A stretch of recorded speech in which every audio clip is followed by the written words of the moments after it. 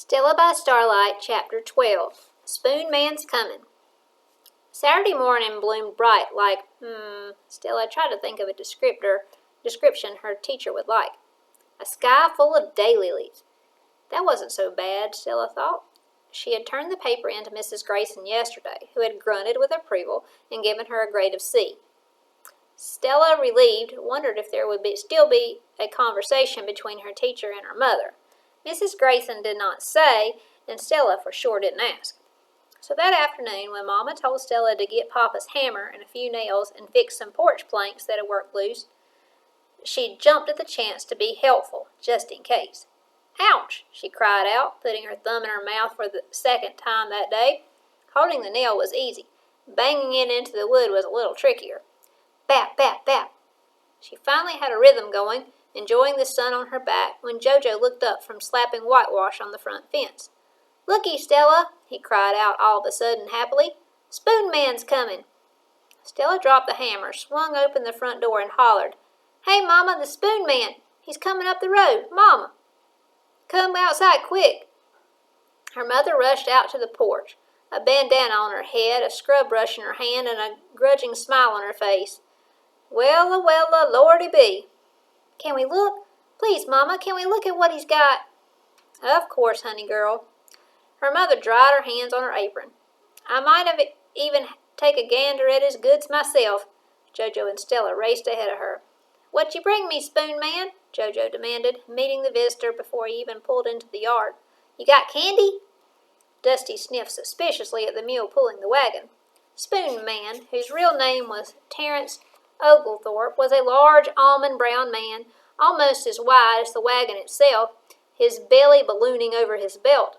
His shirt, made of what might have been a feed sack, was covered by a huge yellow vest decorated with red tulips.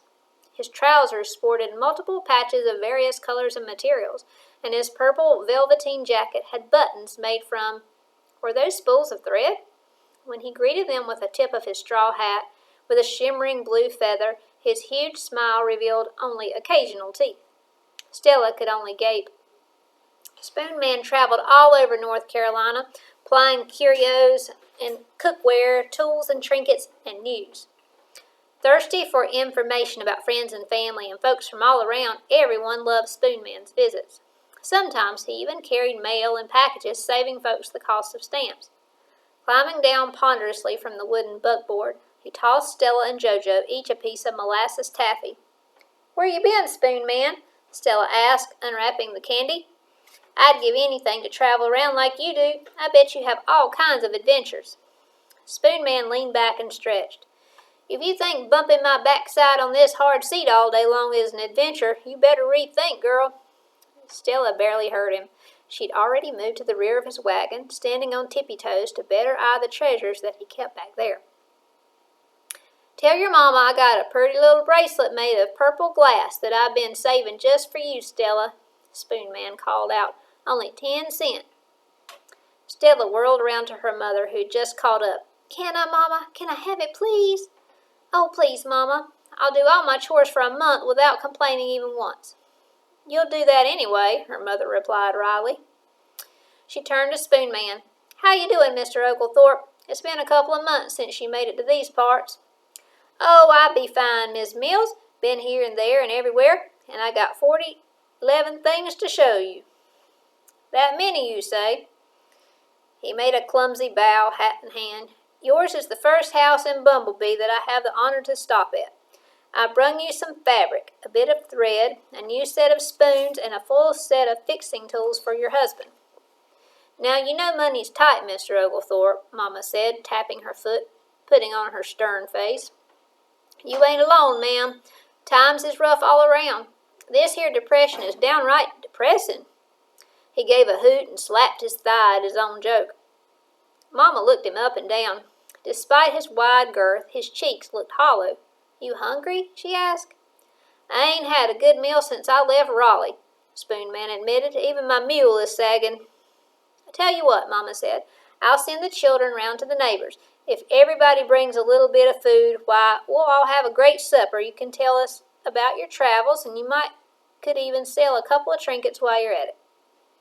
Well, thank you, ma'am, Spoon Man said, tipping his hat to her again. I'd be mighty obliged.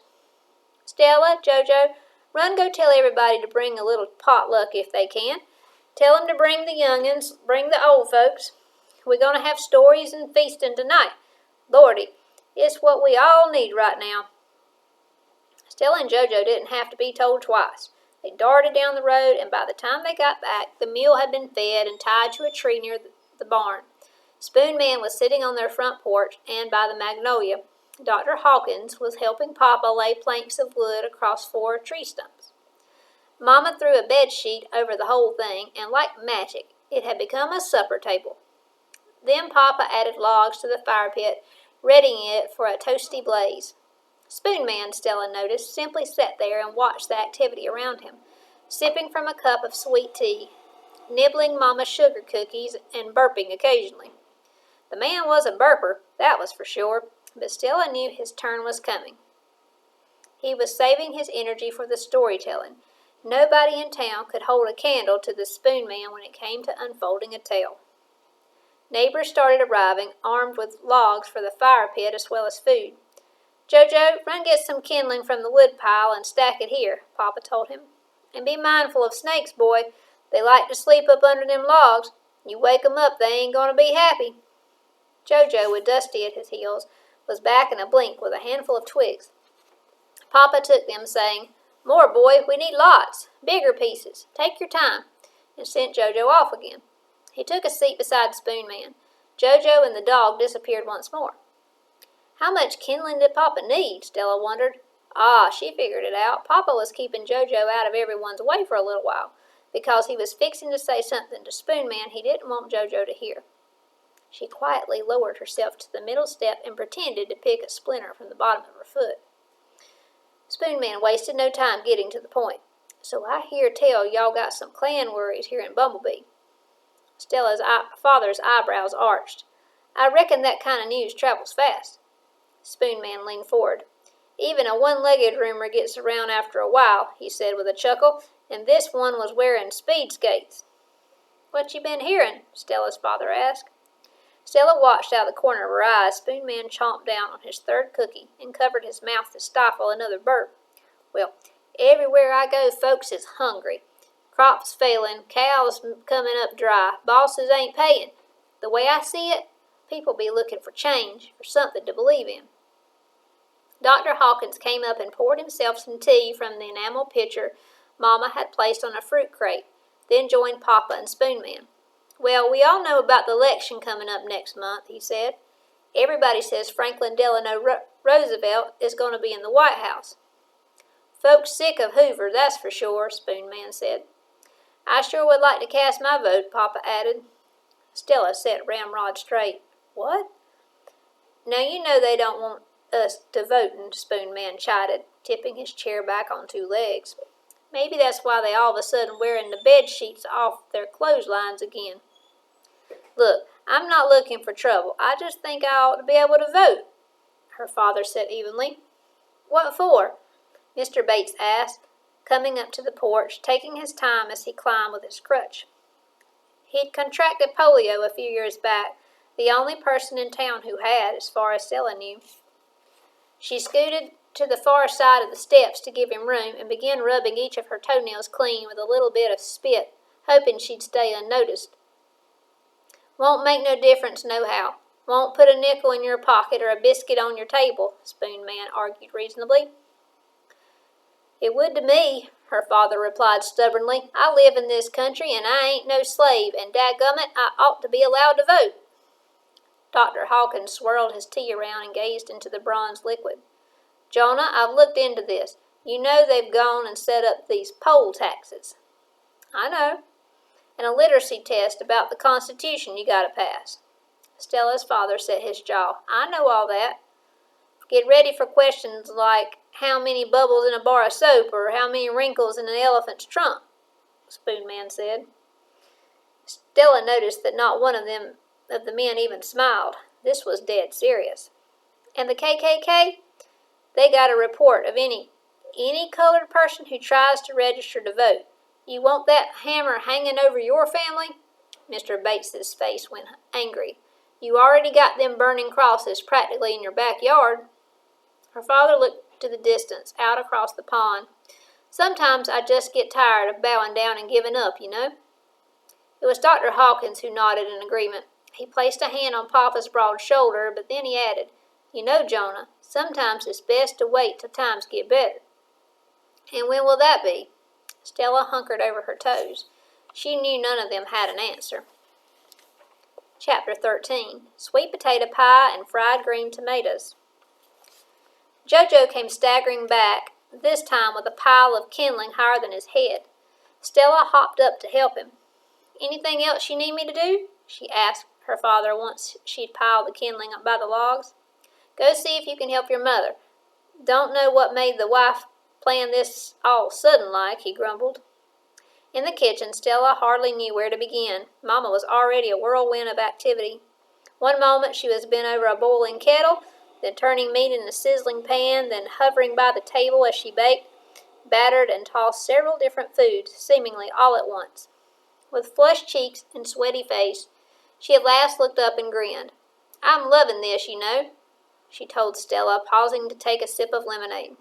Stella admitted to her mother what she'd been thinking as she watched her. "How can you do that all at once? I will never be able to do what you do." "I felt the same way at your age, Stella. My mother had 7 children. I don't think she had a good night's sleep in 20 years, Mama joked, reaching over to flip a slice of spitting bacon. "I still don't know how she did it." Well, that wasn't a helpful answer, Stella thought.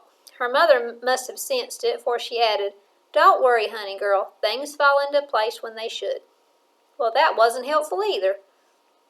"Tonight I might be plumb wore out, but today the sun is shining. We got company, and life is good," her mother continued cheerfully. Then she spun around to check on the biscuits in the oven. "Can I help?" Stella said, taking the stirring spoon from her and peeping into the pot. "What are we making?" "Killed lettuce. Quick, easy, and—" Mama paused and wiped her forehead. "And yummy," Stella finished for her. The bacon fat was crackling, along with red onions and slabs of garden potatoes. Oh, it smelled so fine. As Mama tossed the lettuce in, the green leaves wilted immediately, absorbing the liquid and the flavor. Carolyn lunged through the front door, toting a large pan. "My mama sent pinto beans," she announced, placing it on the table. "That would have been all we had for supper tonight, but now we get a feast." "Tell your mama her beans will go perfect with the killed lettuce. I hope Mrs. Odom is bringing her famous corn poem," Stella's mother said as she stirred another pot. Just then, 2 of the Spencer girls knocked on the front door. "We brought collard greens and fried green tomatoes, Mrs. Mills," Hannah said. Stella whispered to Carolyn, "Glad she didn't send frog legs." "Just set everything on the big table outside, girls, and thank you kindly," Stella's mother sang out. "And Stella," she added, "go find Tony and John Steve and Randy and ask them to bring over some chairs, would you?" "Yes, Mama." Stella ran out to find the boys, who were already sneaking samples of okra and hush puppies from the makeshift table. Without even thinking, she popped Tony's hand as he was about to swipe a fingerful of icing from a cake. He looked at her with a smirk. "My mama said get some chairs so we can eat," Stella said, a flush coming to her cheeks. The boys swiped one more hush puppy each and trotted back towards their houses. The makeshift table was soon overflowing with food. Oatmeal cookies, cheese grits, hot biscuits and honey, a sweet potato pie, apple brown Betty, black-eyed peas, fried chicken, corn pudding, pulled pork, and pickled pig's feet. Every single family brought just a little something. Pastor Patton and his wife from New Hope Church brought a pot of chicken and dumplings. Mrs. Grayson arrived carrying a carrot cake. She nodded toward all the food, then winked at Stella. "Oh, thank you, thank you, thank you." Stella knew there would be no discussion of school problems this evening. She began carting out her mama's food. But once the boys were back, they plunked the chairs down and organized a massive game of capture the flag. The children chased one another until everyone was panting, the perfect moment for her to zero in on John Steve, who had the flag in hand, a rag from Mama's sewing basket, and grab it from him. "I'm the champion," Stella cried as she shimmied away from Helen and Henrietta, who were trying to snatch the flag from her, only to have Tony swing back around and swipe it from her at the last moment. Then Randy let out the cry, "Time to eat, y'all!" The flag was forgotten. Pastor Patton blessed the food, and everyone's attention turned to what ended up being a real feast. Stella waited to let others go ahead of her before getting in line, as she knew her mother would want. Folks sat anywhere they could, on the ground, on the porch, on the various chairs that the boys had dragged down the road. Spoon Man wove in and out, offering a pair of earrings to Mrs. Bates and a new hacksaw to Mr. Spencer. "You sure would look pretty in a new dress," he purred to Claudia's mother, holding up a bolt of butter-yellow linen.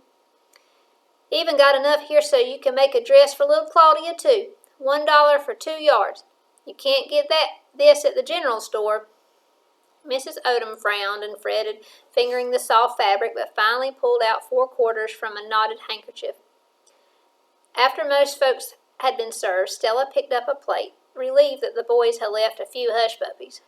They were one of her favorites, too. She took a little extra of her other favorite, the corn pudding. Perching on a wobbly kitchen chair, balancing the plate on her lap, she set into devouring food seasoned by her mother's hands, familiar, yet different from what her own mama cooked. Sweet potatoes glazed with sugar, crisp string beans and onions, yeast rolls soft as pillows. All the while, Spoon Man quietly meandered through the crowd, selling a frying pan, a box of buttons, a kerosene lamp, and a fishing pole. Then, oh happiness, she saw her mother give Spoon Man 10 pennies for that purple glass bracelet, which Mama then quickly turned into her apron pocket. It was the only thing she bought. In between, Spoon Man knocked back 2 heaping plates of food, plus several kinds of dessert. He finally ambled over to Stella. "So how's school?" he asked as he sat down heavily beside her. "Not bad, but not so good sometimes," she said evasively, popping the last of her mother's dumplings into her mouth. "I like arithmetic." Spoon Man studied her. "School stuff feels kind of pale when you think about what you and JoJo saw. Am I right?" Instead of answering, Stella concentrated on the last kernels of corn pudding. But she felt Spoon Man's continued gaze and finally admitted that she felt a little scared. "You got a right to be. You were a witness. That's important." "I kind of wish I hadn't seen it," Stella told him. "It's like a bad photograph I can't get out of my head. Know what I do when something's stuck in my mind? What? Grab me a scrap of paper and write it down. It'd be out of my head then and onto the paper." Stella narrowed her eyes slightly. "Hey, do you think old Spoon Man knows his letters and numbers? Girl, I got more learning than you know." "Oh, I wasn't thinking that. It's just that, she shrugged in defeat. "I'm not so good at writing." With a hefty Spoon Man stood up. He chucked her under the chin. "Give it a try, Stella. Trust the words. Maybe that image will fade." Stella shook her head doubtfully. "I'm no storyteller," she told him as she walked away. "I can't do what you do."